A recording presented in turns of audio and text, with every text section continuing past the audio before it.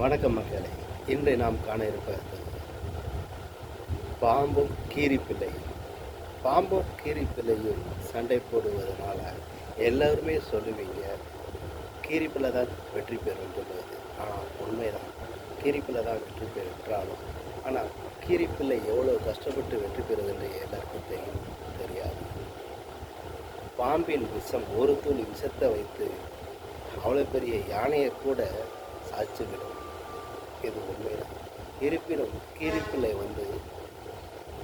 பாம்பிடம் சண்டை போட்டு கொண்டு இருக்கும் பொழுது ஒரு கடி வாங்கி விட்டால் மறுபடியும் கடி வாங்கக்கூடாது என்று அதற்கு நோய் எதிர்ப்பு சக்திகள் விஷம் முறிக்கக்கூடிய அளவுக்கு கீரிப்பிள்ளையிடம் இருந்தாலும் ஒரு கொத்து தான் பாம்பிடமிருந்து வாங்கும்.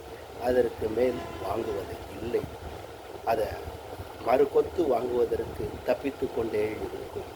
ஆக பாம்பின் இருந்து நிறைய திருப்பு சண்டை போட்டு பின்வாங்கி கொண்டே இருக்கும். இந்த பின்வாங்குதல் காரணம் என்னவென்றால், பாம்பின் உடல்நிலை சோர்வாக்கக்கூடிய அளவுக்கு அது சண்டையை எதிர்கொள்ளும்.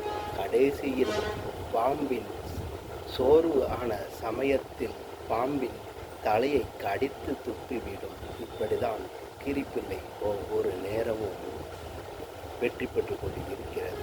ஆகவே இந்த கதையின் மூலமாக எத்தனை பெரிய துன்பங்கள் வந்தாலும் நாம் அதை போராடிதான் வெற்றி பெற வேண்டும் என்று நெல்லை மாவட்டத்திலிருந்து வாசகன் ரிப்போர்ட்டர் சார்பாக உங்களுக்கு இந்த கதையை முன்வைக்கிறேன்.